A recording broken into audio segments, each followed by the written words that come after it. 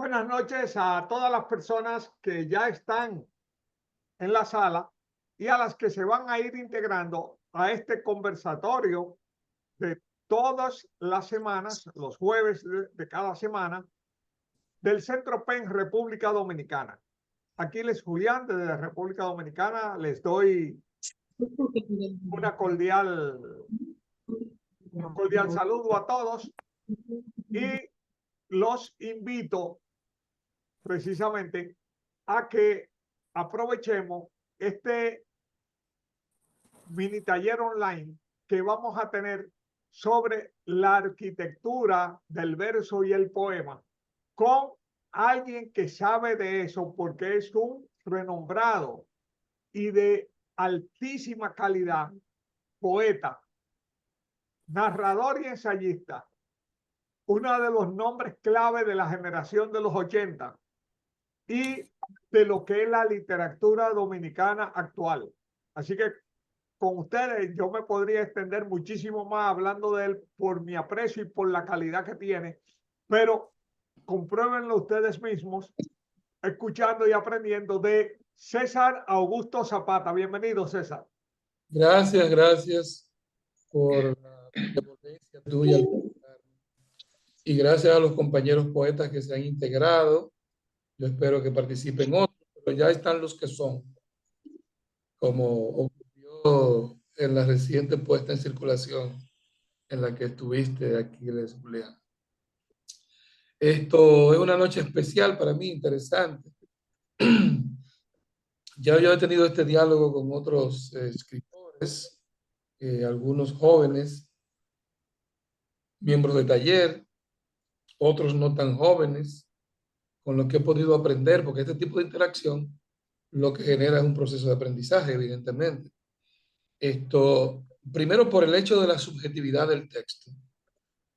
Si nosotros nos ponemos a explorar, primera cosa que podemos compartir, si nos ponemos a explorar, tenemos muchas definiciones de el objeto poesía, muchas definiciones. El esfuerzo, digamos, más cercano, a tratar de hacerlo un poco más objetivo, es el libro de Octavio Paz, El arco y la lira, que seguro han leído, si no lo han leído, pues recuperar a Paz, esto que por cierto, la Academia Española de la Lengua acaba de sacar una edición, digamos, relativamente barata de casi las obras completas de Octavio Paz. Y así que es una oportunidad, aunque los libros están por las nubes, evidentemente, pero esta es una oportunidad para ponerse en contacto con él, para recuperarlo, para reencontrar, releer cosas que probablemente ya hemos leído antes y que pues ahora tenemos la oportunidad de volver a manejar. Paz, un esfuerzo, decía yo, texto, por separar, distanciar o identificar, vamos a quitar la palabra distanciar, identificar poema y poesía, asumiendo la poesía como un elemento de la esencialidad textual y el poema como el texto, la vestimenta, la ropa, el orden en que se presenta, sobre todo históricamente. O sea, en la historia hay diferentes maneras de abordar el poema. Aquí ya ustedes trabajaron un mini taller de estos con el tema de la poesía medida, ¿verdad? De la métrica española que dio el compañero Saba. Y repito, eso genera pues una multiplicidad de formas de intentar definir el poema. Esto, incluso en el plano de las ideologías, cuando se trabajaron los poemas o la literatura más bien llamada de compromiso, pues también ahí se arriesgó un tipo de definición de poesía. En la tradición española hay muchas formas en que nos hemos acercado a la definición del poema, pero esta noche vamos a partir de la premisa de la indefinición del de la poesía, La por su grado de subjetividad. Desde Homero, que anoche, por cierto, una importante actividad que se hace en la UAS, también a manera de taller, se discutía uno de los diálogos de Platón, que es la República, y se hablaba del tema de la expulsión de los poetas, pero se olvida de Hesíodo, y por ahí podemos comenzar con uno de los intentos de definir la poesía un poquitito más objetivamente. Hesíodo decía que había una diferencia entre el poeta y el historiador, porque al poeta, al historiador, las musas le decían verdades. Al historiador, las musas le decían verdades. Y al poeta le decían verosimilitudes. Y vamos a tener esa palabra apuntalada por ahí para cuando comencemos un poco a conversar, recuperarla. La diferencia entre la verdad y lo verosímil. Aunque eso lo dijo Hesíodo hace tanto tiempo, a mí me sigue gustando esa definición. Las musas le dicen a los poetas verosimilitudes. ¿Por qué? Porque el desafío del escritor es la posibilidad que le dé el lenguaje para revelar nuevos mundos, nuevos universos, no para repetir los universos, aunque en la estética aristotélica habla de la imitación de la naturaleza en el arte, pero aún imitando la naturaleza, terminamos creando otra cosa. Decía Salvador Dalí que no había que preocuparse en el ámbito de la plástica por las nuevas corrientes que hay ahora, de las nuevas estéticas, y que ya habían comenzado en la época en que él aún estaba con vida. Él dice, no hay que preocuparse si ahora volvemos otra vez al realismo y al hiperrealismo, porque si Goya o cualquier otro gran pintor se aproxima a reproducir lo que ve, la naturaleza, o sea, que es una herramienta interesantísima para realidades, la inteligencia artificial en tu clase, todavía no la he integrado. mientras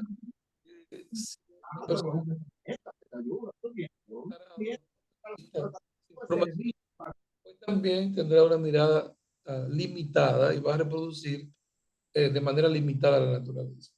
Es decir, siempre estará en, y dedicar la información a tus alumnos. Felicidad, felicidad, felicidad. Y esa mano del artista, pues, va a poner eso que se llama estilo, va a modificar, a recrear, a rehacer, a transformar eh, el contacto que tuvo con la naturaleza, ese primer contacto sensorial, que más adelante vamos a discutir si en ese contacto nosotros vamos a reproducir la realidad o a crear mundos posibles. Si en ese primer contacto, en esa percepción del escritor, nosotros seremos capaces de hablar sobre la verdad de los que vemos, eso que llamamos realidad, y si es posible realmente escribir sobre la realidad. O si es como dice la escuela rusa, que lo que tenemos delante es sencillamente lenguaje y nuestro desafío es con el lenguaje y no con los temas. En lo que a mí concierne, uno espera siempre crear y crear implica transformar y transformar implica transformar para alguien. Espera uno llegar al lector y el lector se deslumbrará en la medida, el deslumbramiento del lector será en la medida en que nosotros hayamos arrojado una mirada nueva, una luz nueva a través del lenguaje hacia una zona que todavía no había recibido esa iluminación. Para decirlo con el lenguaje del poeta, la poesía sería algo así como el rayo que nos enseña. Y yo le robo un poco la idea a Miguel Hernández y digo un rayo inesperado, porque aún el propio escritor, cuando pasa a la corrección de su texto, a la relectura, que también vamos a hablar un poco de eso de relectura, esto se deslumbra, ¿verdad? De eso que nosotros damos por llamar poesía. En lo que a mí respecta, hay una serie de elementos que han pasado en la historia de la literatura, comenzando por los experimentalismos, que de alguna manera han marcado revoluciones importantes para la historia de la literatura, pero que creo yo, en este momento, algunos escritores han pretendido repetir eventos que están fuera de escenario, repetir lo que ocurrió en el constructivismo, repetir lo que ocurrió en la poesía visual de Mallarmé, repetir lo que ocurrió en la convulsa época en que se hizo la antipoesía, aquella poesía que iba en contra de la estética burguesa, ¿verdad? eh, Repetir lo que ocurrió con la Beat Generation en Estados Unidos en una determinada época, una determinada respuesta al movimiento hippie, la llegada hacia Occidente de toda la influencia del budismo y del yoga. Entonces, esos escenarios históricos eran muy específicos, ¿verdad? Y esa respuesta de los escritores de la época también muy específica. Pero yo creo en una literatura que trasciende las épocas, ¿verdad? Yo puedo leer la Ilíada y la Odisea en este momento, esto sin que necesariamente eso esté vinculado a los elementos contextuales que generaron su posible creación, sino la capacidad de trascender, de trascender. De ahí que yo no estoy ni con la poesía comprometida, ni con la antipoesía, ni con los experimentalismos ya hechos, repetidos, ni tampoco con la poesía instrumental político-social. Esto, sin que eso signifique que esos temas no puedan ser explorados por quien así lo entienda, pero siempre sabiendo que el tema no determina la calidad del texto. Estamos conscientes de que la poesía es entonces una subjetividad y como tal difícil de encasillar, de ponerle un nombre. Pero tiene que haber algunos indicadores textuales que me permitan a mí identificar lo que es poesía y lo que no lo es, ¿verdad? No solamente las hermosas definiciones subjetivas que se han hecho. Primero, veamos el problema de la página en blanco, donde el desafío es escribir un texto poético. Una de las cosas más importantes para construir esto, lo que Bakhtin llama poeticidad, es la elección del tema que a veces el escritor tiene delante. O, como en mi caso, muchas veces yo no elijo el tema me elige, ¿verdad? El tema mueve una determinada sensibilidad. La poesía contemporánea, desde los formalistas rusos, se orienta a la cuestión de la estructura del texto a partir del lenguaje, la forma en que manejo el lenguaje, la manera de trabajar el lenguaje y la posibilidad de que el lenguaje revele lo que de poético hay en él. O lo que dice Bakhtin, si todo el lenguaje está atravesado de poeticidad, la función del poeta sería identificar esos elementos que son poéticos en cualquier lenguaje. Lo que quiere decir que el contexto y el tema probablemente sean solo pretexto para la elaboración de un texto poético. Pongo un ejemplo, lo voy a leer aquí. ¿Qué hay de poético en el lenguaje? Aquí tengo un trozo de un poema que dice: recojo con las pestañas sal del alma y sal del ojo, y flores de telarañas de mis tristezas recojo. Miguel Hernández. ¿Se trata solamente de la estructura rítmica? Podría ser cualquier otro lenguaje que se presentara con una estructura rítmica del tipo que fuere, cuarteta, quinteta, sonetos de los diferentes tipos, o se trata de los descubrimientos que, por ejemplo, en este caso, en clave de analogía, ha logrado el tema, que es una de las propuestas que le voy a hacer al final para ver si podemos aprovechar este mini taller, que de hecho no sé qué de tan mini es, no sé de qué tamaño es, si son 5, 10, 15, 20 minutos, no sé. Así que el coordinador me dirá cuánto tiempo que tengo. Esto, Nosotros tenemos 1 hora y 20 minutos de trabajo, así que tú, o sea, lógicamente, una parte de eso es ya lo que es el coloquio. interactuar con los compañeros, claro que sí. Recojo con las pestañas sal del alma y sal del ojo, y flores de telarañas de mis tristezas recojo. El elemento, a mi modo de ver, por lo menos eso es lo que yo les voy a entregar a ustedes los truquillos con los que yo asumo el lenguaje. ¿Ok? No quiero modificar. Si ustedes abren por ahí, van a encontrar muchísimas páginas con cursos de técnicas creativas, técnicas aplicadas al texto, escritura creativa, técnicas para la poesía, etc. Buena para nosotros, querido. No, pero o sea, A mí me mandan todos los meses me mandan. Por favor, los cheques entreguen antes del 20, la factura, por favor, envíenme antes del 25. Ya llegamos a tener Hay algo. alguien como que la gente de ellos mandan mucho. Sí, pues nosotros estamos controladores en Arando 24, de Dominican Washington, tenemos 8 empresas. Apaguen todos los micrófonos. A mí, yo no sé, a ver si te lo ves. Bueno. Pero señores, Ok. ok, continúa. Entonces, ese elemento que yo rastreo en las lecturas y que trato de utilizar como un recurso de escritura es la analogía. La analogía. En estos versos de Miguel Hernández se revela ese elemento analógico de la poética. El mundo mismo está lleno de analogías y semejanzas, y el buen poema siempre explora esas analogías, aunque el propio autor no se lo proponga. ¿Cuál es el elemento que me permite a mí encontrar esas relaciones entre cosas que aparentemente no están relacionadas, como por ejemplo flores y telaraña en este caso, o como por ejemplo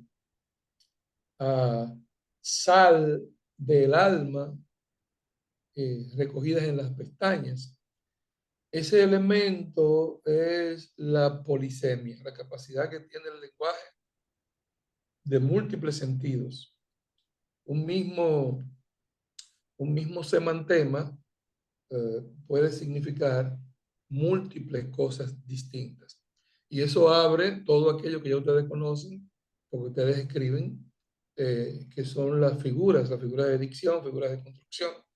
Todas, absolutamente todas, metáfora, anáfora, Ahora, Tú no se estás oye. viendo que él está trabajando. Pero que tú no estás viendo aquí hay un departamento para cargar cosas y vainas. no cierran los micrófonos. Espérate, que es que hay una tú lo persona pusiste que que se está. escuchaba. Ok, Bueno, porque se le ha activado 2 veces. sí. Eso, las figuras, descubrí yo, y les regalo, les ofrezco esa exploración, discutir más adelante. Las figuras de dicción y construcción están basadas, ¿verdad? Tienen como zapata, como fundamento, esos elementos polisémicos del lenguaje. Otro ejemplo que les voy a dar y desemboca en una de las figuras de construcción es el concepto, el famoso oxímoron de Jorge Luis Borges en Poema de los Dones, que dice: por el fuego que ningún hombre puede mirar sin un asombro antiguo. Asombro antiguo. Hemos encontrado una relación de semejanza, de analogía, entre dos elementos que en la cotidianidad, en el lenguaje de la cotidianidad, parecerían antitéticos, contradictorios. Asombro antiguo, ¿Cómo puede ser asombro y ser antiguo al mismo tiempo? El oxímoron nos presenta entonces otra herramienta nueva, también vinculada a la analogía, para llegar un poco más allá, un poquito más lejos del lenguaje común, del lenguaje de la cotidianidad, del lenguaje que está comprometido a la transmisión de un mensaje a un receptor, porque el texto poético trasciende ese elemento. Incluso Samuel Guilly, que es un famoso lingüista, famoso sobre todo por la facilidad de la lectura de sus textos, dice que la comunicación termina cuando el que habla, emisor, es entendido por el que escucha, receptor o destinatario. Y yo digo, con respeto absoluto a Samuel Guilly Gaya, que en qué momento realmente el que escucha ha entendido al que habla. ¿En qué momento? Primero, en el momento. Y segundo, ¿qué ha entendido el que escucha y qué ha pretendido decir el que habla? Siempre habrá un margen de diferencia aún en el supuesto acuerdo. El poema obviamente aprovecha ese margen, aprovecha ese espacio, esa elasticidad del texto poético. Déjame decir a esta persona que no puedo hablar ahora. Del texto poético. Y pongo otro ejemplo.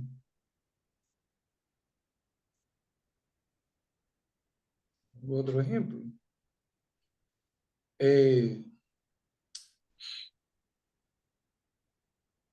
¿Por qué Caricia atreve con su impúdica lengua? En tu vientre escaldado crece un jardín de espumas. Gacela, amor, Gacela, no toques mi miedo. Esto, oye, pero no entiende la gente. Dios mío.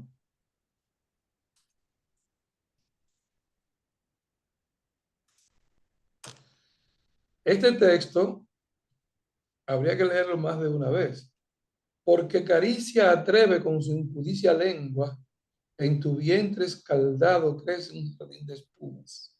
Gacela, amor, Gacela, no toque mi miedo. En este caso, hay otro elemento que facilita el asunto de las semejanzas y de las analogías, que es el de atribuirle un nuevo sentido a las palabras, pero además romper, atención, porque ahí vamos al final a compartir estas posibilidades, romper el eje sintagmático. La sintaxis me dice el orden de las palabras en la oración con el propósito de eficientizar la comunicación. Entonces, resulta que el poema se arriesga, ¿verdad?, a romper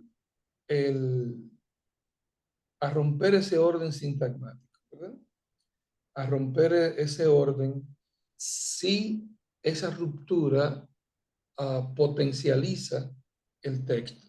Y también a la economía de los conectivos. Mucha gente por ahí ya ha dicho primero que yo que la poesía es una economía del lenguaje.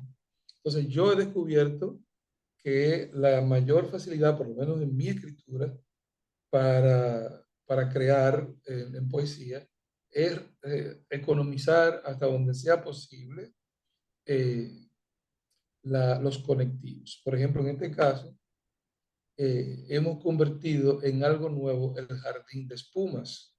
Deja eso vientre escaldado, donde crece un jardín de espumas, me puede remitir a múltiples posibilidades, siguiendo con el tema de lo analógico. Algunos que obviamente apuntarán a cierto erotismo, ¿verdad? Pero entonces aparece el concepto de miedo. Que no te toque mi miedo. ¿A qué temerá el poeta? ¿A qué se referirá con el miedo? ¿A la entrega, a la separación, a apegarse demasiado, a no poder irse después de ese vientre escaldado? ¿Quién sabe? Esas son las aperturas que deja siempre el texto. Entonces, si al cambiar el orden yo veo que hay mayor potencialidad, pues entonces me arriesgo a ese cambio. Si veo que en el orden sintáctico, digamos, correcto, donde siempre es fácil identificar complemento directo, dónde está el sujeto, a qué se refiere el verbo, etcétera, me es más cómodo, pues tranquilo. Pero fíjense en este texto, por ejemplo, dice, convertirse en amor siento otra muerte. Convertirse en amor siento otra muerte, por mí desconocida y más lenta que esta.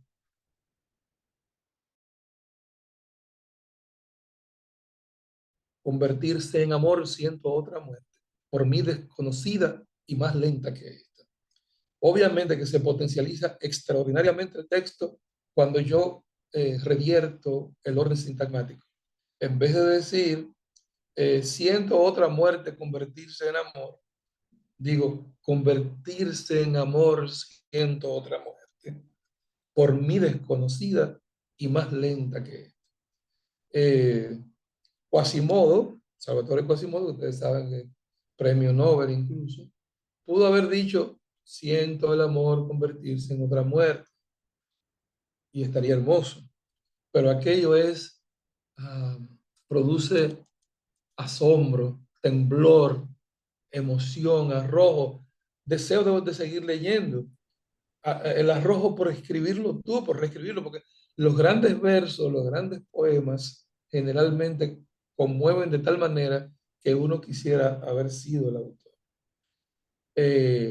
Al cambiar el orden se dimensiona la oposición aquí, amor-muerte, que es un tema en la poética latina, en la italiana, y por supuesto en el caso de Quasimodo también, los opuestos amor y muerte, complementándose, rompiendo la antítesis, estableciendo una relación nueva que es una constante en la poesía de este autor y que crea la posibilidad de que la muerte sea un amor desconocido.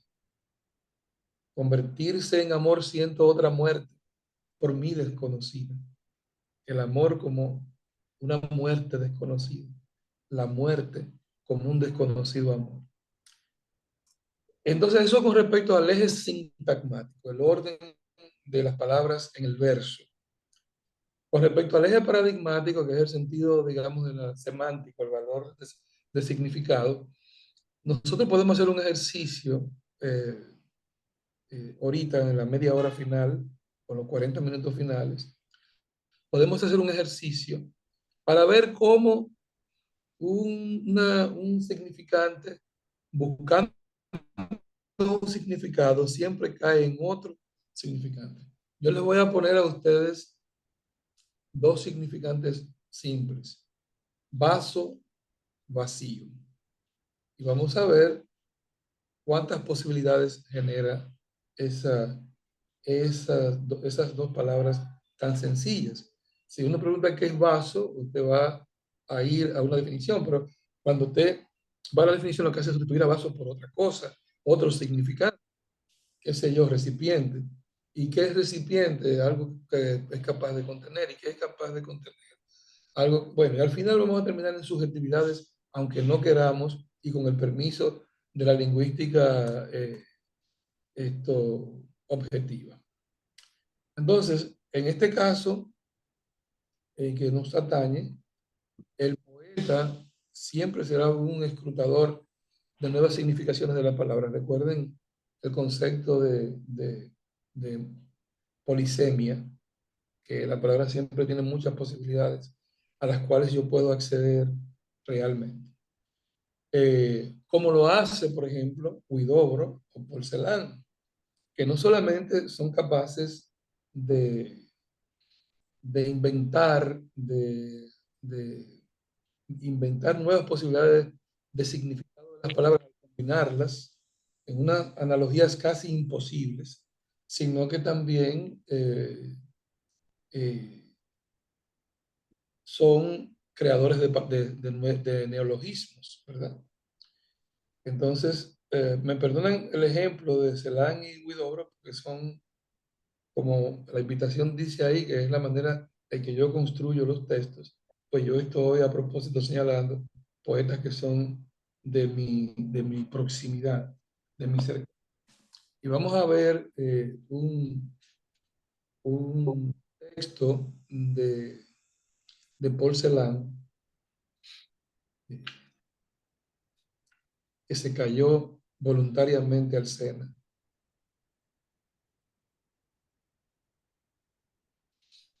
Injertada en el ojo, te ha sido la púa que mostró el camino a los bosques.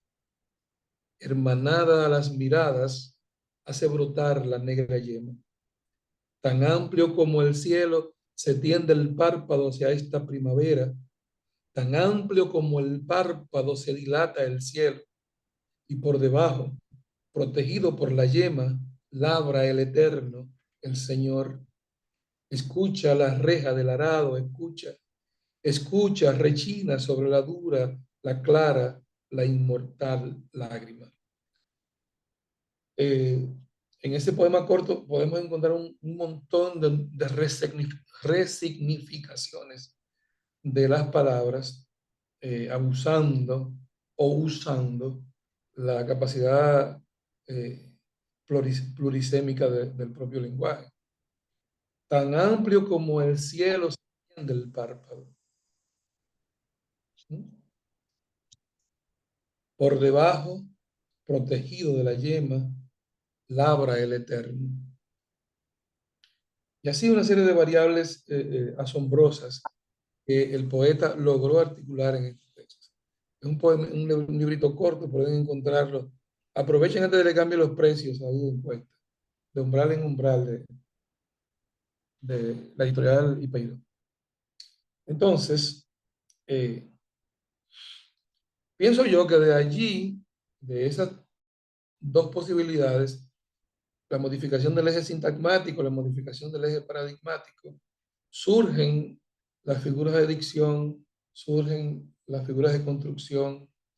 Yo por lo menos aprovecho eso y me beneficio porque las dejo surgir en la medida que voy haciendo el ejercicio textual, las dejo surgir. Es decir, yo no pienso a priori que voy a hacer una metáfora, un retruécano o un oxímoron. Algunas técnicas que considero aprovechables, ¿verdad? Un poquito rápido, para ver si podemos hacer algunos ejercicios. Está la siguiente. Primero, la búsqueda de analogías de manera deliberada, a veces ni siquiera escribiendo un texto formal, sentado por ahí mientras espero a alguien o en la casa mientras leo materiales que no son necesariamente de poesía. A veces leyendo un texto de ciencia me llega la pregunta analógica fundamental, que es ¿en qué se parece qué a qué? ¿Verdad? Si yo tengo, por ejemplo, aquí a Juan Carlos Mieses, Caminos sobre el Mar, pero Juan Carlos Mieses está al lado de un libro que se llama La filosofía cuántica y el intramundo. Entonces, ¿en qué se parece el mar al intramundo? O dentro mío habrá un mar. Hay un mar interno o hay un camino cuántico, qué sé yo. Entonces voy buscando en qué se parece qué a qué. ¿Cómo es posible dar una definición allí donde aparentemente no la hay? Eso es un ejercicio y yo lo sugiero como aprovechable. Búsqueda de analogías allí donde parece que no las hay. Otro ejercicio que yo hago mucho, todos los días, incluso a nivel mental, es ir contra lo que se llama fijeza funcional. Aquiles Julián y don Ramón Saba, que son los dos creativos publicitarios, saben a lo que me refiero con la fijeza funcional. Y es que a los objetos nosotros le damos la misma función siempre. La silla para sentarse, la mesa para escribir, usarla para escritorio o para el almuerzo, es un comedor, el libro para leer, la taza para tomar, etc. Sin embargo, el desafío del creador es lograr que la taza sea para escribir, la mesa para volar y los libros para oler. Entonces, en esa búsqueda de romper la fijeza funcional, aparecen textos interesantes, incluso para la propia creatividad publicitaria. Romper la fijeza funcional y hacer ejercicio con eso. ¿Okay? Otra cosa que hago yo, repito, no son recetas, son estrategias que usted puede usar como quiera, es eliminar los conectores hasta donde sea posible.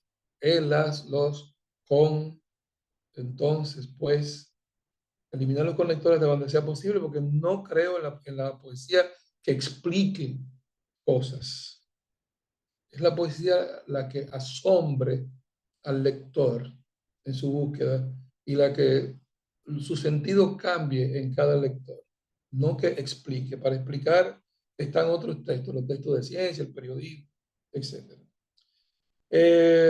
La reescritura, mi propia reescritura, y no destruyendo el texto, como decía don Pedro Mir, que uno escribía y lo rompía, lo tiraba al zafacón. No, yo lo junto.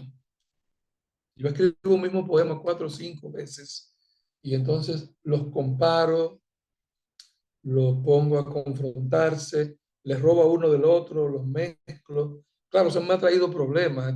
Aquiles me corrigió mi libro de ensayo y lo primero que encontró fue algunos párrafos duplicados. Y es porque precisamente después que yo lo hago manuscrito, esos ejercicios, cuando lo llevo a la computadora, pues a veces termina apareciendo más de una vez un mismo texto.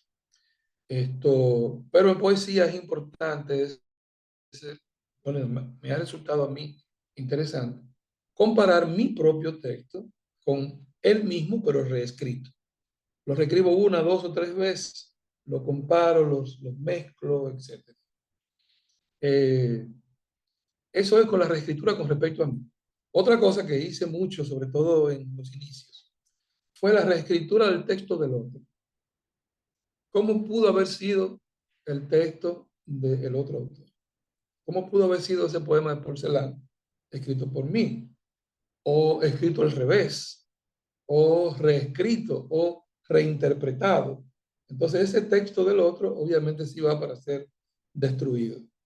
Pero una destrucción que primero fue una desconstrucción, donde yo mejoro mi capacidad de lector y de escritor, porque ambas cosas tienen que estar juntas, lector. Otra cosa que yo me invento también como recurso creativo es lo que yo llamo antilectura. La antilectura consiste en leer una segunda lectura de un texto, sobre todo clásico, al revés. Es decir, modificando, cambiando los versos, cambiando el sujeto o el predicado, moviendo las imágenes, colocando una delante, otra detrás, qué sé yo, poniéndolo con las patas para arriba y ver qué sale de allí. Eso estimula mucho la capacidad de inventar.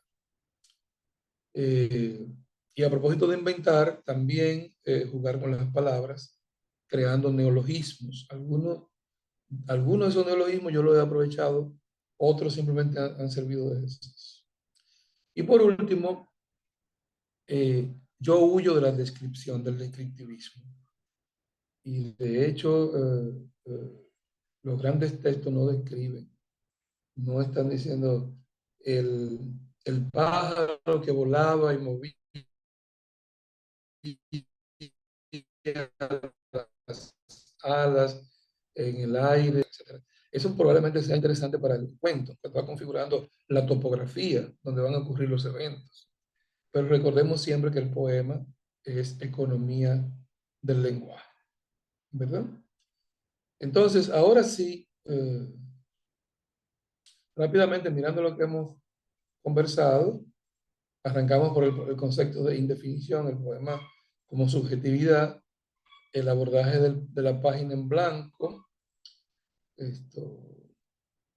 que todo el mundo habla de la famosa página en blanco, pero ¿cómo construir el primer verso? ¿Qué hay de poeticidad en el poema? ¿Qué hay de poeticidad en el tema? el tema como pretexto, ¿verdad? La importancia del texto, la distinción entre lenguaje perdón, entre poema y poesía, el recurso de la analogía, el recurso de donde a mi modo de ver derivan las figuras, la economía, eliminando los conectivos, el manejo de los ejes paradigmáticos y sintagmáticos, y luego esas posibles técnicas. Dejar que las figuras surjan en el texto y luego aprovecharlas, buscar las analogías, hacer ejercicio con la física funcional, eliminar a los conectores en la medida de lo posible, la reescritura del texto propio, la reescritura del texto ajeno, la antilectura del poema, el inventio de los neologismos y reducir al mínimo la descripción y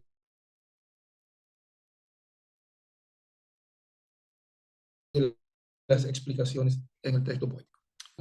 Con el vaso vacío. Primero,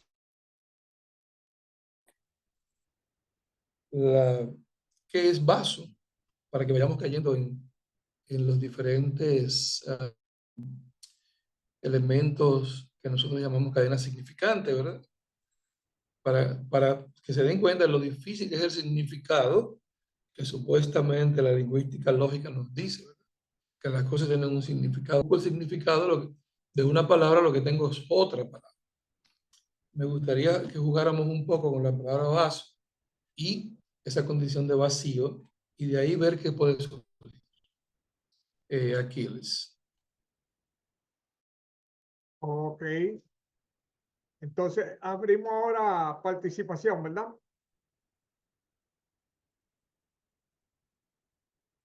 Está frisado, César.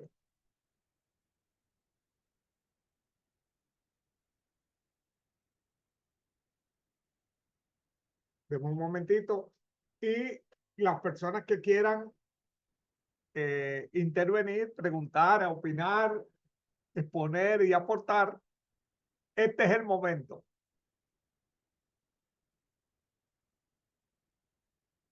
A ver quién comienza.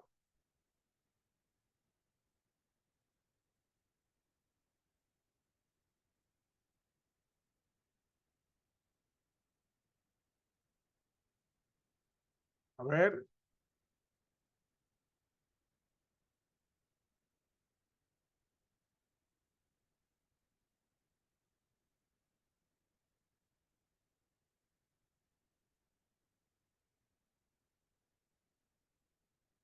A ver, ¿quién comienza? Buenas noches, César. Don Julián. Buenas. ¿Cómo estamos, Nelson? Muy bien, muy bien. Yo quería preguntarle a César Zapata si él nos puede recomendar un libro a todos, y a mí sobre todo, donde estén todos esos métodos que aconseja para escribir un buen poema. Si hay algún libro que él conozca que nos acerque, pues ha sido muy interesante para nosotros oír, escucharle su voz, esas bellas palabras. ¿Se escuchó bien? Sí, Sí, sí, César. ¿me escuchan ustedes a mí? Sí. Ok. Mira, lo primero es que no hay un texto, porque esas son mis experiencias de construcción del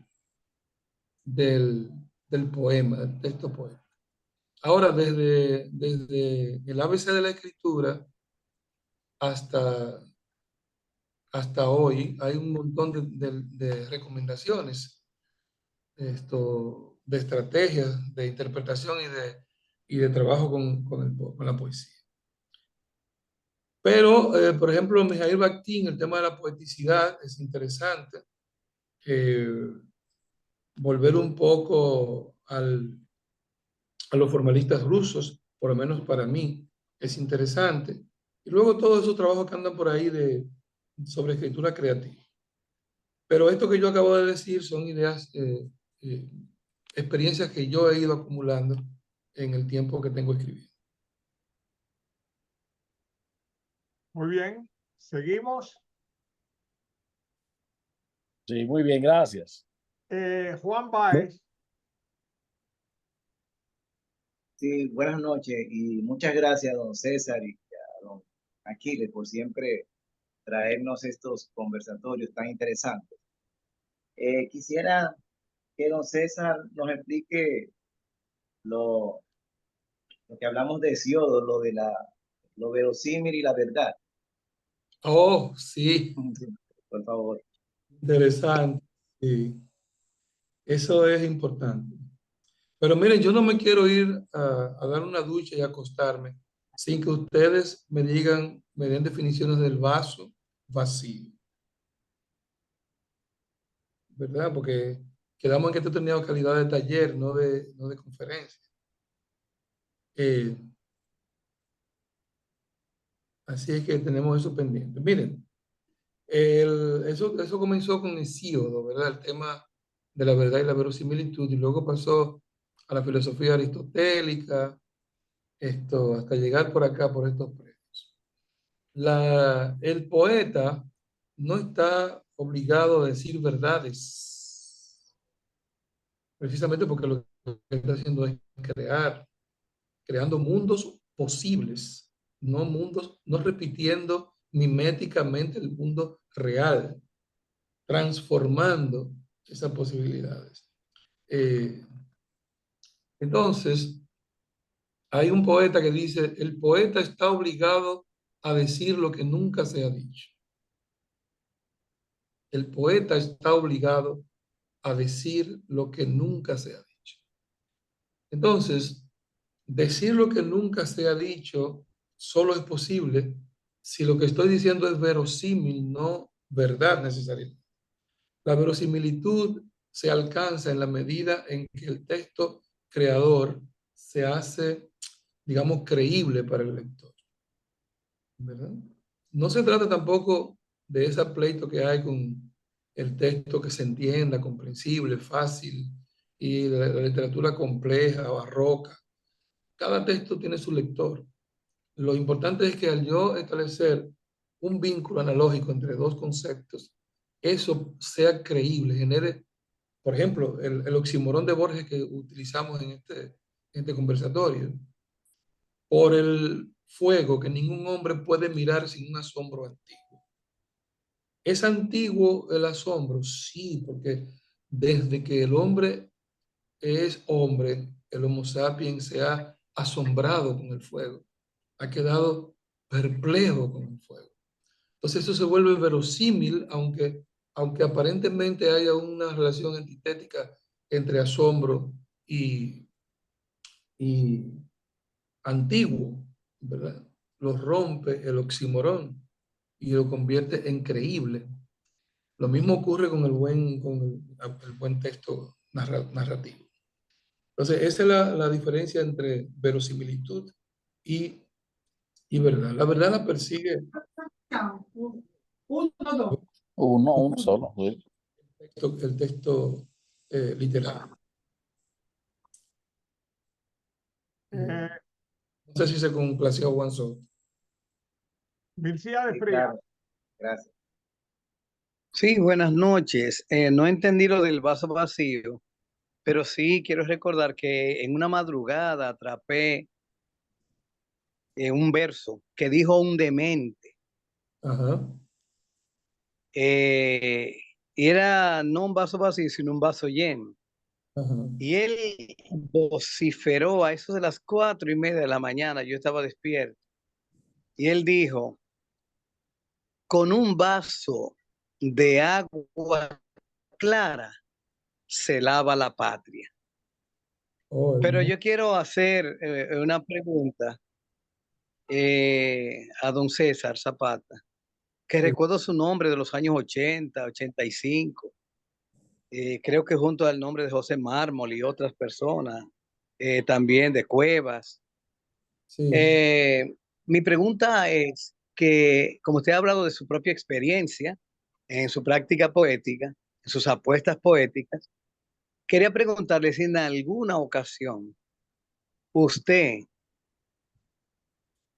por decir una manera, se atrevió a probar escribir algunos versos bajo el uso del alcohol, no para una gran borrachera, sino en algún momento que tal vez tomó alguna copa, no sé si usted toma o tomaba, pero si alguna vez lo usó como un medio para la creatividad poética.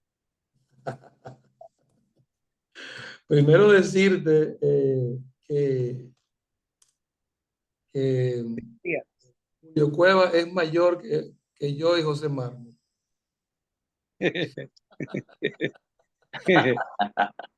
Tiene un pleito con Cuevas. Sí. Mira, tú te estás refiriendo al arte psicodélico, que fue la música, poesía, narrativa, etcétera, que se hacía con los estados alterados. Yo nunca he escrito en estado alterado de ningún tipo, ni con alcohol, ni con ninguna otra droga, pero conozco importantes escritores, ensayistas, cuentistas, etcétera, que sí se basaron, incluso filósofos y científicos, en el uso de esa sustancia. Si te interesan esos temas, hay un raro escritor que se llama Carlos Castañeda, que habla sobre los estados paralelos de la conciencia, donde él justifica la exploración de otras posibilidades, de otros mundos, a través el uso de sustancias. Pero ese fue un movimiento importante, el de los artistas y filósofos que usaron. De hecho, Aldous Huxley, que es famoso entre nosotros por el libro Un Mundo Feliz, experimentó con sustancias, siendo incluso un famoso, no solamente novelista, sino también científico. Hay muchas sustancias. La ayahuasca es una droga del sur de América que fue es todavía muy codiciada por algunos sujetos que piensan que realmente se puede ir a tocar los sonidos y escuchar los colores una vez que se está bajo los efectos de esa sustancia. Entonces, lo del vaso, dice aquí, pieza cóncava. Vaso, pieza cóncava. Pero yo desafío a usted que le dé otra definición, Milcíades. Me Eso gustaría agregar algo ahí, creo que tenía la mano levantada. Bien, sí, Juan, estaba esperando que terminara para darte la palabra, pero ya, tómala. Ah, caramba, aquí la tengo agarrada de la mano. Muchísimas gracias. Ante todo, muchas felicitaciones, César, por tremenda exposición. Y Gracias. de paso también, cuando escuché esa frase, vaso vacío, pensé en que eso se podría transferir a un cuerpo sin fuerzas. Cuerpo contenido, sin fuerzas, pues está vacío. Ajá. Un cuerpo sin alma, despiadado también. Ajá. Una vez más, el cuerpo es el vaso y el alma, el contenido, pues está vacío, es despiadado. Ajá. Así de esa manera pienso yo en lo que sería mi interpretación del vaso vacío. Interesantísimo. Gracias. Ok. Entonces, el vaso vacío es un cuerpo despiadado. Buenas Entonces, noches. fíjate cómo nos estamos acercando a lo que es mi propósito. El Buenas vaso, noches. buenas noches. El Sí, cuerpo, el sí. vaso vacío no es un retruécano, pero hay una cacofonía en los dos sonidos, vaso vacío. Ajá. Se podría argumentar de que siempre se usa el elemento para justificar la buena actitud y la mala actitud, vaso vacío. Sí, pero lo que yo noto es el sonido parecido, ¿no? De ambas palabras, vaso vacío. Ok, ¿y cómo tú defines eso? ¿Cómo lo defino? Sí.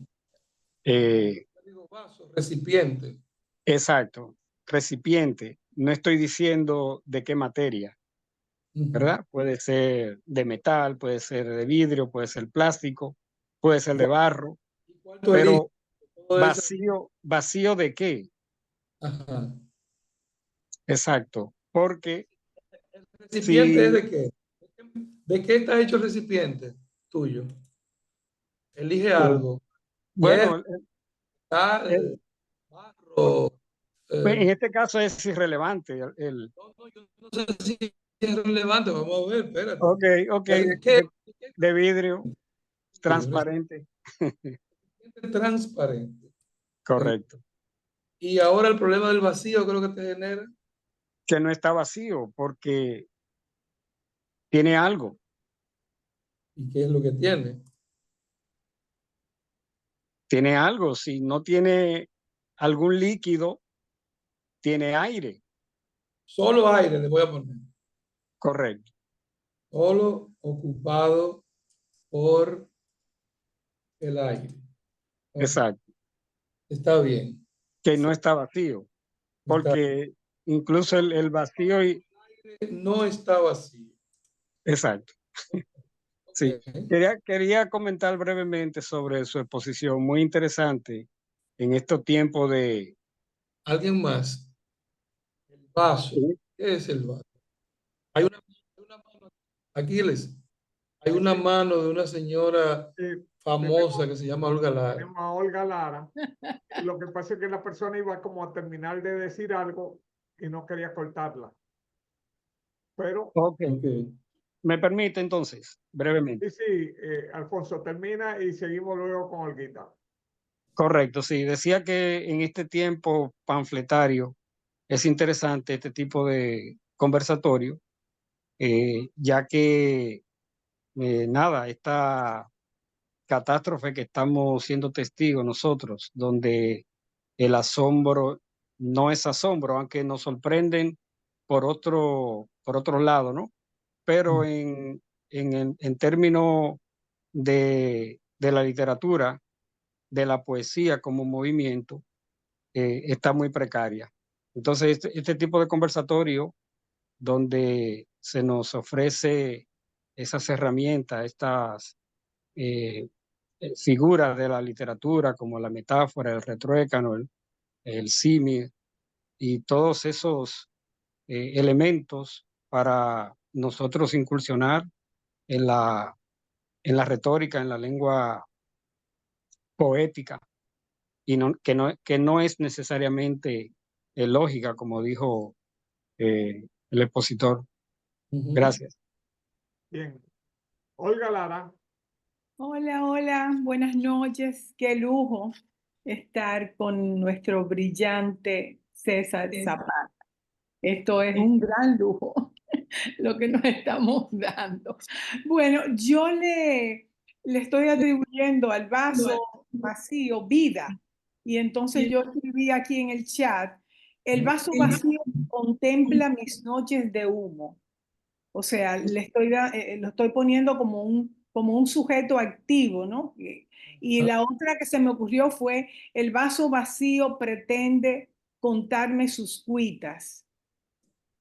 O sea, como para empezar un poema hablando de que el vaso vacío tiene vida y primero está como un espectador mirando mis noches de humo, que luego veré a ver por dónde me voy, y luego también pienso en él como un ser, un ente que sufre y que quiere que yo sea la que escuche lo que él me va a contar. Eso fue lo que se me ocurrió así de primera intención.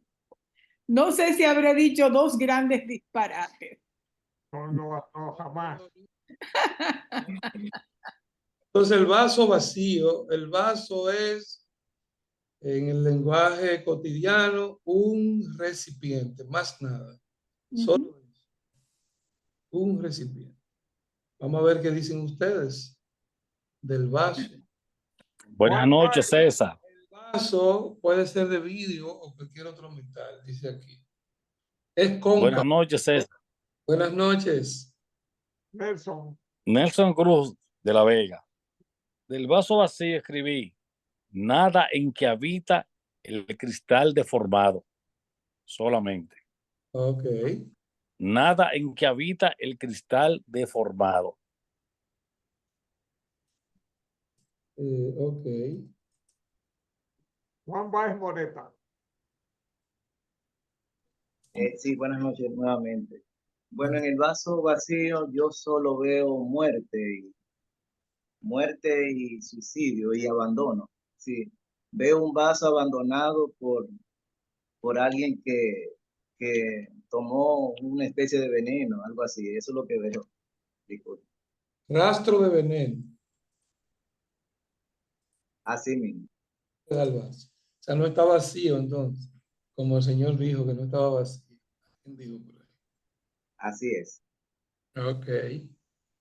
Soraya Julián.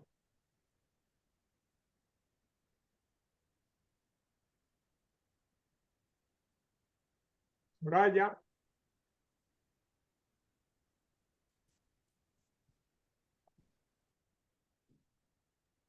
Soraya Julián. Tiene que activar el micrófono.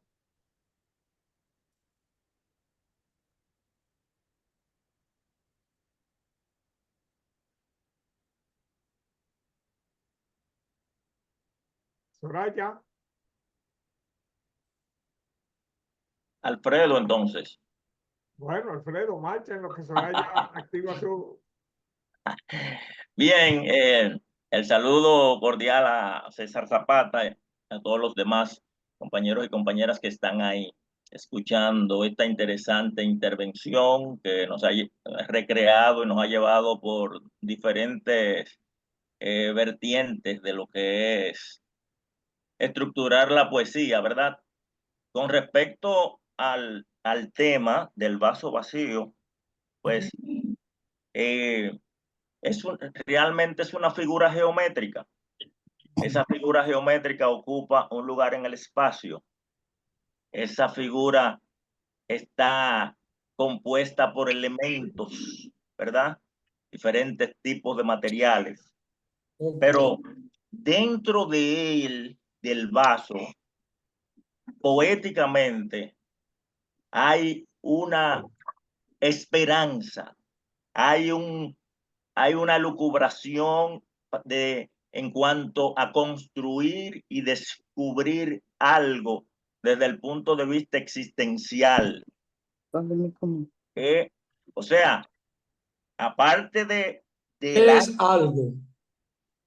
Define algo, es una estructura. En este caso, es una estructura que poéticamente tiene vida.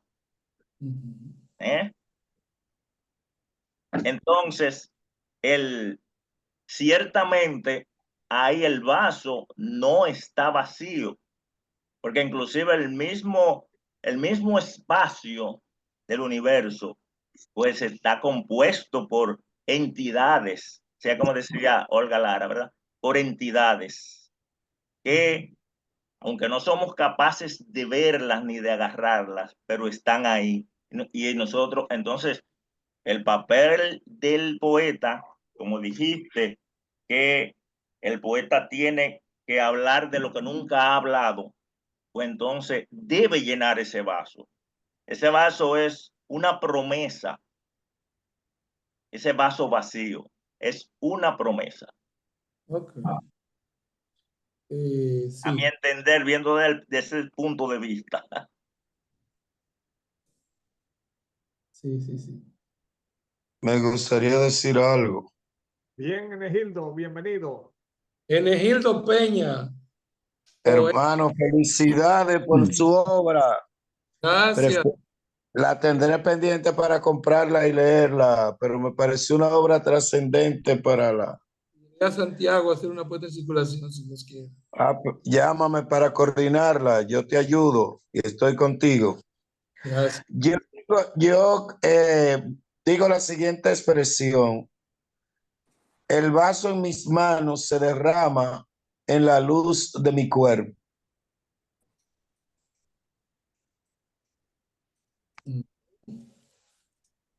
El vaso en mis manos se derrama en la luz de mi cuerpo.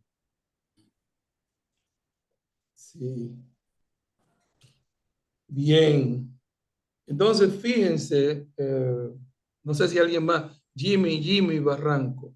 Sí, cuando pienso en el vaso vacío, pienso como un cristal a través del cual puedo contemplar tu rostro, soñar contigo, ¿sí? Ver tu alma.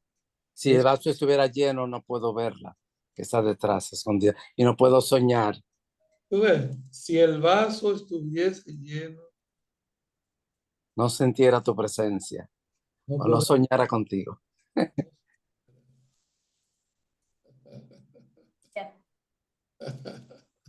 Me encanta. Atilano Pimentel.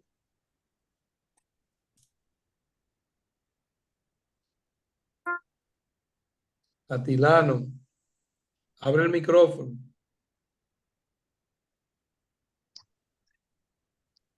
Atilano, abre el micrófono.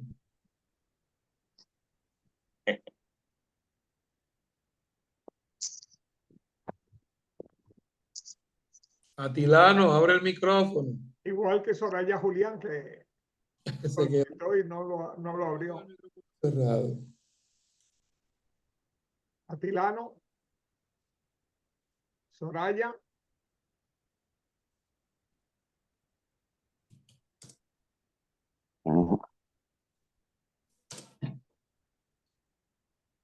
Giovanni. Giovanni. Mucho menos, pero. Aló, Atilano por aquí. Ok, Atilano. Bien, bien. Yo quiero también opinar sobre el vaso vacío. Ajá. Yo diría que el vaso vacío no es más que esa entidad perseguida por esa hermandad que lo agobia y lo acosa, que es la del vaso lleno. Oh, Eso perdón. quería decir. Comienza desde el principio. El vaso vacío. Yo diría que el vaso vacío es esa entidad perseguida por esa hermandad que no lo deja atrás. Se oye cortado, pero El vaso lleno. me quedé con el vaso vacío, se siente agobiado por la presencia del vaso, algo así. Se oye entrecortado. Estoy entrecortado. ¿Puedo repetirlo una vez más? A ver, me moví. Dale, dale. A ver, me disculpan. El vaso lleno, perdón, el vaso vacío no es más que esa entidad agobiada y perseguida por la hermandad que lo agobia, que no es más que la del vaso lleno.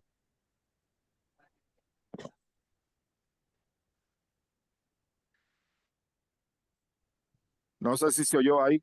Sí. Sí, se escuchó. Sí.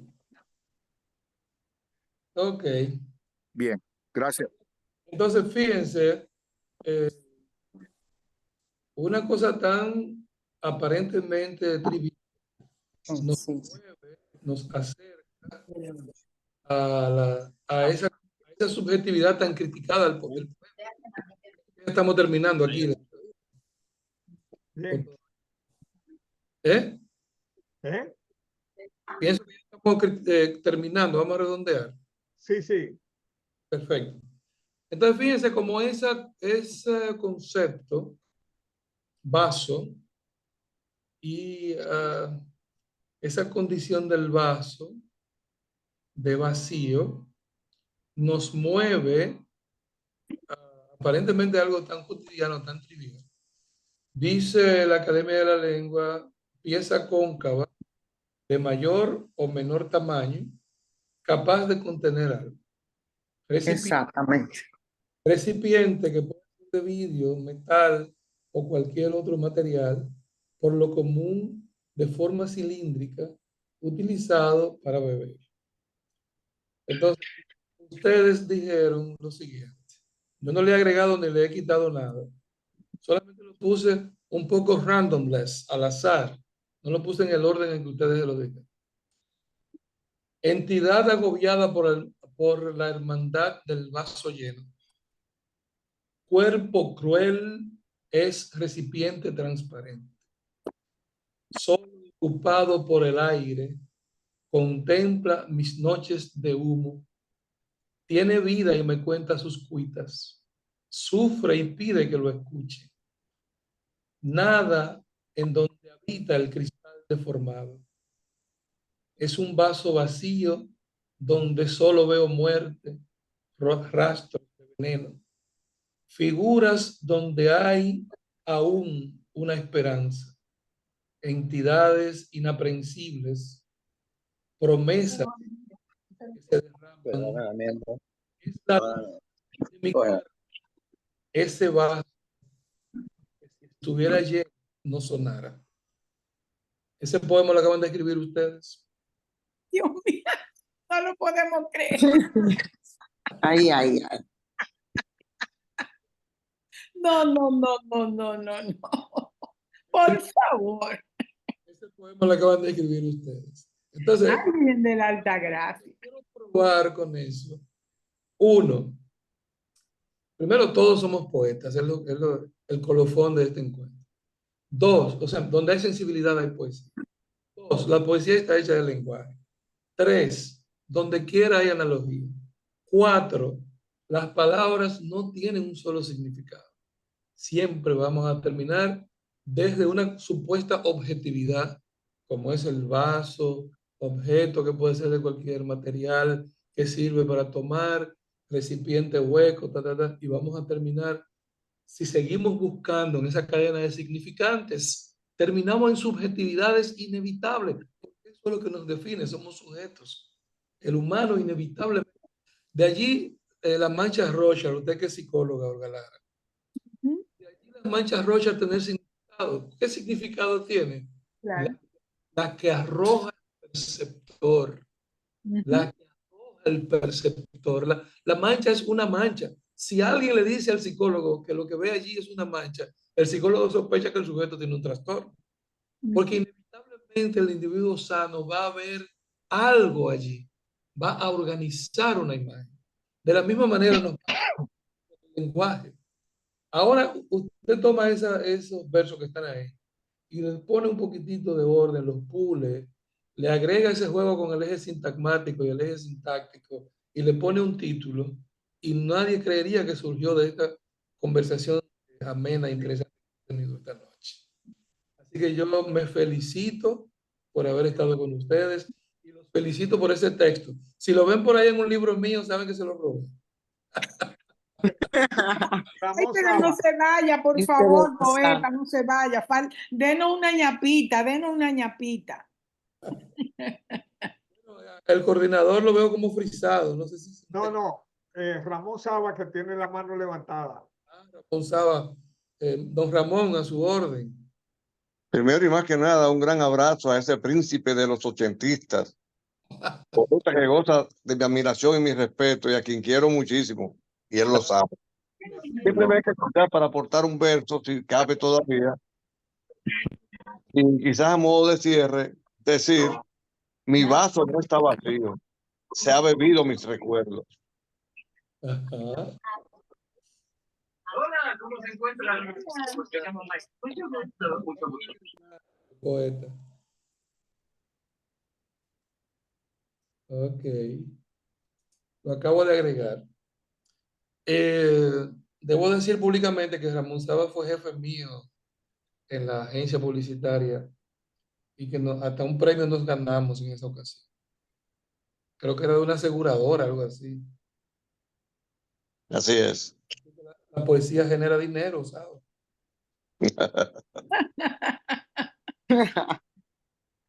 Ay, Saba. Bueno, para dar la ñapa que pide la poeta, recordarles, si no lo han anotado, las técnicas que el profesor pidió que le dijeran que el libro no está en ningún libro. Ahora me siento tan entusiasmado de escribir un folletín. Son ideas mías que yo he trabajado y que han dado buenos resultados, tan buenos que ya Saba dice que me admira, o sea que imagínense si ha dado resultados. Esto es el ejercicio contra la fijeza funcional. Ya dijimos que fijeza funcional es creer que las cosas están hechas para un solo fin, ¿verdad? Inmediatamente vemos algo. Bueno, eso nos ayuda a vivir, claro está. Si vemos el semáforo en rojo, sabemos que implica detenerse.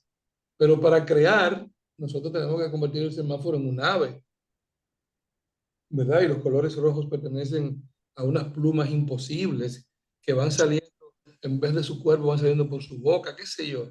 Esas cosas que podemos hacer si rompemos la fijeza funcional. Eliminar hasta donde se puedan los conectores.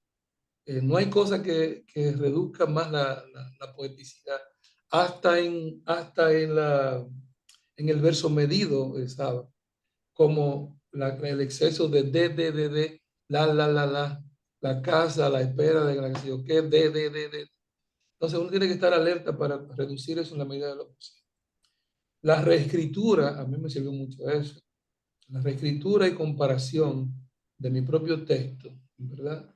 Y luego, bueno, la posible recombinación, reestructuración del texto. La reescritura y luego destrucción del texto del otro, de los grandes textos de la humanidad, es una forma de leer, ¿verdad? Leer y de construir y volver a construir en una determinada tradición. Nadie escribe fuera de una tradición, excepto algunos tontos compatriotas que se creen que nacieron sin ombligo. Nadie escribe fuera de una tradición. La antilectura, que implica leer el texto al revés o por el medio, o quitar y subir, no es una cosa mía. Yo lo que hice fue imitar a Rayuela de Cortázar. El juego con las palabras para inventar neologismos, combinar palabras, crear nuevas posibilidades y huir de la descripción y la explicación a la hora en que estamos corrigiendo un texto. Son los elementos que les dejo. Veo a Aridio Moya tarde. El profesor Aridio Moya, buenas noches. Gracias por entrar, pero yo creo que ya nos estamos yendo, Aridio. Gracias a ti, sobre todo, maestro de los poetas jóvenes. ¿Perdón? Maestro de los poetas jóvenes, sobre todo, aunque después no te lo agradezcan. Ni lo dicen tampoco, pues. Hay un joven que estuvo en el taller que tú hiciste. En el taller que tú hiciste, que ha tenido bastante éxito, pero él no dice de dónde surgió sus primeros intentos. Pero está bien, lo importante es que se abran más flores. No importa si lo dicen o no, eso es irrelevante. Lo importante es que uno se siente bien si sabe que ha puesto una piedrita en el muro. Zapata, permíteme decirte que un amigo de San Víctor, yo le envié la invitación y él me dijo, qué importante sería que Zapata escriba algunas notas, aunque sean breves, pensando en los jóvenes, que siempre le nace la vocación y no saben cómo hacerlo. Le nace el impulso, pero no saben cómo dirigirlo. Y yo pienso que en eso tú has demostrado, desde que te conozco, que eres muy bueno. Gracias. Bueno, vamos a ver. Bien. Señores, yo creo una ventaja es que vamos a tener la oportunidad de ver de nuevo este coloquio con César Zapata en el video en YouTube que vamos a a distribuirlo como hacemos todas las semanas. Gracias a César. Como Aquí tú entenderás. Aquí les un segundo, no un minuto. Un joven del taller César Vallejo, Van Troy, que por esa cosa que tengo, que no sé invitar a la gente a actividades, no está en este grupo. Acaba de publicar una antología de mis poemas. Así que por esta vía del PEN vamos a estar invitando para la puesta en circulación de ese texto próximamente, probablemente en unos 15 días. Mito, pecado y soledad, la poética de César Zapata, prologada y seleccionado por Ernesto Van Troy del Taller Literario César Vallejo. Ya el libro está hecho, ya está en físico. Así, Allá estaremos. espero que ustedes me acompañen. Claro que sí. En primera fila. Gracias. Excelente, excelente. Pues bien, gracias a César, como él entenderá, después de un trabajo tan brillante, él quedó amarrado a periódicamente volver a compartirnos otras cosas. Narrativa. Ok. Y realmente un trabajo realmente rico, valioso, y que ayuda a dimensionar su trabajo como escritor mucho más allá de quienes tenemos la fortuna de tratarlo y conocerlo más de cerca. La semana que viene vamos a tener, por cierto, al presidente del Centro PEN de Puerto Rico, a Daniel Nina, que nos va a hablar de los creadores y la creación literaria en Puerto Rico contemporánea. Esto es importante porque nosotros, pese a estar al lado de Puerto Rico o al lado de Haití, no conocemos los escritores de Haití y la mayoría no conocemos los escritores de Puerto Rico. O sea, lo mismo podríamos decir que sucede. Por ejemplo, en Haití no te pueden decir 5 escritores dominicanos contemporáneos. Ellos no nos conocen. Absolutamente. Y en Puerto Rico puede que suceda lo mismo. O sea, no saben quiénes son los escritores que estamos haciendo literatura ahora a nivel contemporáneo. Entonces, cuando se habla, o sea, cuando tú vienes a ver, le preguntas, dime un escritor de Puerto Rico. Un escritor dominicano te puede decir Luis Pález. Es decir, se van a los escritores ya de generaciones anteriores porque no tenemos contacto, no hay relación entre los escritores puertorriqueños contemporáneos y los escritores dominicanos contemporáneos. Y eso hay que irlo cambiando. Entonces, la semana que viene, pues vamos a tener a Daniel Nina, que nos va a mostrar un panorama de la literatura puertorriqueña contemporánea y progresivamente iremos invitando a distintos escritores boricuas a que compartan con nosotros, nos lean sus trabajos y espero que eso se haga en reciprocidad y también hayan escritores dominicanos que allá en Puerto Rico lean y expongan. De eso es que se trata. Si no somos capaces de conocernos y relacionarnos con nuestros vecinos, no creo que nosotros vamos a llegar muy lejos fuera de acá. Además que todos nosotros escribimos para la lengua. Y el español es hoy por hoy, creo que la tercera lengua de mayor importancia a nivel mundial. La la tercera lengua que más hablantes tiene. Y eso es una buena noticia para nosotros como escritores. Nos vemos la semana que viene. Gracias, César, por tu valiosísima participación y a todos ustedes por acompañarnos. Por esta hoy. noche nos vamos con el vaso lleno. Eso Excúsame, es. Aquiles. No. Al revés.